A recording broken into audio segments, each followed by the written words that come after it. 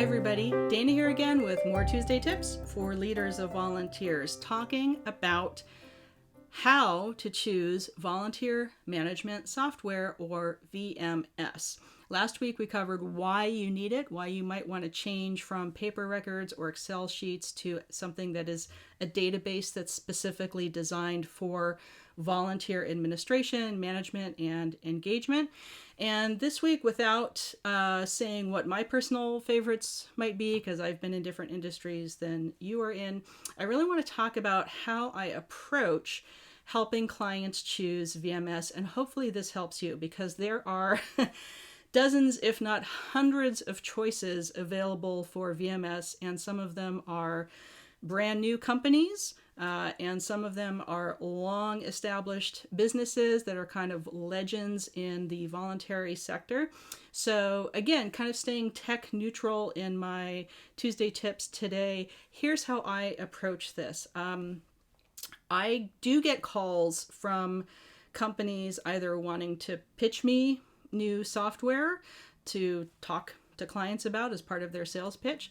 And I get a lot of calls from apps or VMS startups who are really just learning, just beginning to learn about the market and the sector, but somebody thinks they have a really good idea. Sometimes they do, sometimes they don't, and they're trying to turn it into a product. So drawing from these, couple decades of experience with these conversations and with clients and with VMS companies where I know the founders and I've worked directly with them, here's how I approach making this choice. So things to think about. If you go online and search for blogs and articles comparing different kinds of VMS, just understand that most of the time you're going to land on that company's webpage or a blog or a writer that they've paid to write about their company, and they're probably going to rate their own software darn near number one on that list. So just understand that if you're looking at most blogs comparing software, they're not going to be completely neutral. They're going to have a little bit of a bias. It can still be incredibly useful information to at least make a features and cost comparison, to just get a quick look at that and looking a couple of those lists. But it's pretty hard to find lists or articles that are, again, completely tech neutral in their approach. They're probably going to favor one or the other. And really, it's absolutely your expertise as a leader of volunteers, knowing your agency, your program, that is going to be essential to making this investment, because this is an investment in the success of your programs and your agency's mission. Another thing to keep in mind while you're comparing or searching is how long has the company been around? I wouldn't necessarily recommend something that's a startup just because they don't know what's buggy. They may not know the ecosystem, even if they talked to me 2 weeks ago and tried to learn something for an hour. So, count on, to a certain degree, weigh the reputation and how long the company's been in business and how responsive they are with technical support, with customer service reviews, and just kind of reviews of their software in general. So that's a pretty good indicator. And I like to usually recommend companies that are kind of in the Goldilocks zone. They're not the oldest companies that have been around forever, and maybe people are still frustrated with them and they haven't really changed how they do things in 20 or 30 years. But I also don't often recommend something that is only been around for a year or two, again, just because they're so new to the ecosystem of volunteer engagement that they may not really know what's going on or the best features that people need. So kind of in that Goldilocks zone, something that's been around a medium amount of time and has a pretty good reputation for usability, for value. Even if it costs more, it's a value for the features it has, things like that. I also approach it by kind of the metaphor of, what do you need it to do? What kind of level of technology and features and functions and reporting and customization and ease of learning and user interface, intuitive user interface, where is it on that scale? Is it a horse? Is it a bicycle? Is it a car like a Honda or Ford, just nice average car? Or do you need something that is incredibly expensive and technically complex, like a Tesla or a Lamborghini? So kind of thinking about it in these 4 vehicle metaphors, a horse is something where you're pretty much just using a free service, super easy to use. In my case, I've used services like these, just quick online stuff for like weekend theater festivals where we don't have a ton of volunteers. It's not an ongoing capacity that we're trying to build out a bunch of volunteers. We're just kind of having some one-off weekend theater festivals, and I've used completely free services. Easy for everybody to use, easy to manage, terribly simple. Paper records might also fall into this category, but if we're talking about VMS, we want to talk about things that are online or software that you can install for an intranet. Bicycle is, again, almost everybody knows how to ride a bicycle. It's going to be really easy to use, pretty simple. It's only going to get you so far, but it's going to be very, very reliable and easy for people to use. And so these are kind of some of the simpler or lower budget VMSs usually fall into this category.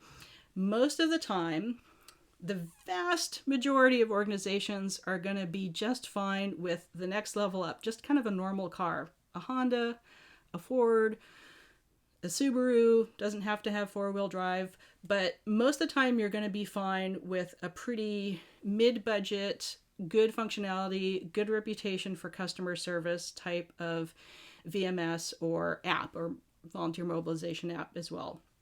So think about what you really need the software to do. What functions do you need to have it accomplish? What features are going to be automated, or things that you have to enter by hand? We want as much accurate automation as possible. And can volunteers themselves, most of the time in these mid-range ones, the volunteers can use a portal and update their own contact information, enter their hours and shifts, and so that both empowers them and kind of takes some stuff off of your plate or your team's plate to do more data entry.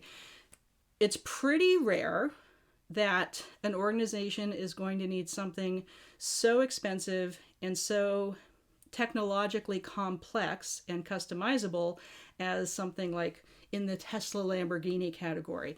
But that's there for a reason. Certain organizations in really heavily regulated industries like American healthcare system, or if you're a global organization with a ton of different chapters, or a national organization with a lot of different things going on, then you might very well need something that's pretty expensive and is going to take kind of a lot of technical maintenance, or might break, or might be harder for people to learn.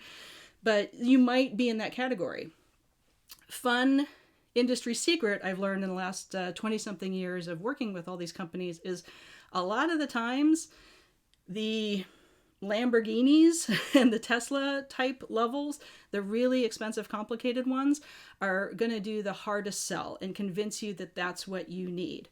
But you're the expert. You know how these programs run. You know what kind of reports need to be created, and you know what kind of things should be automated to make everyone work smarter instead of harder. So don't feel pressured by sales pitches to do like this super fancy, technically complex thing that's going to break down or needs special technical support or attention, or you're always with customer service trying to figure it out. Most of the time, you're probably going to need like the bicycle to the normal car for your agency and your mission.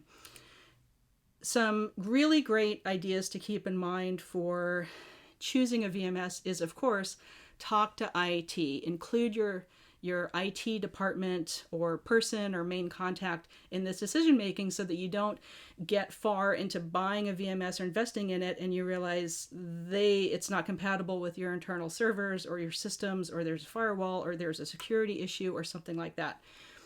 Security is another thing to keep in mind. How secure is the software? Most function on the cloud. Some VMS are able to just be installed on internal servers. So again, depending on your mission, how much is confidentiality, privacy, IT security important? How much is that a priority for the type of work that you are doing. So keep security measures. What security measures for your data? Are there backups? How easy is the data transfer going to be from whatever you're using, whether it's paper or Excel or Google Sheets or Google Calendar to, or another VMS, another kind of VMS to this company.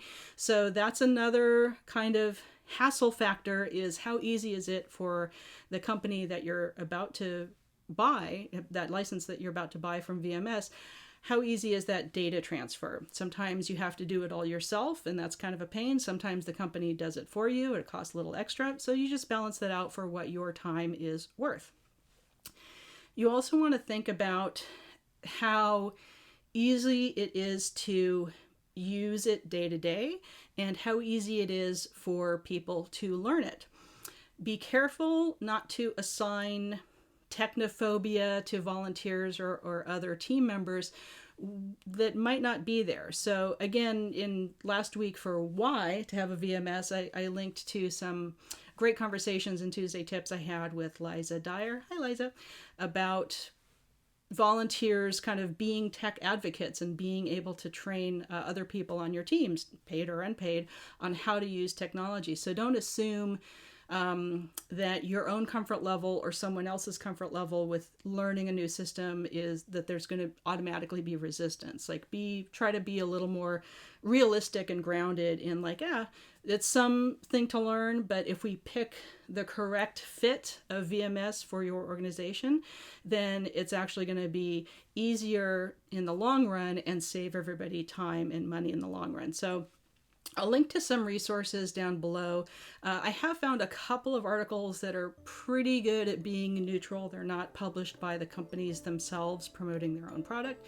So I'll link to those there. And of course, if you have any questions in your search for VMS, let me know. I'm here for you at dana@danalutwin.com. Hope you enjoy these Tuesday tips, and we'll see you next time.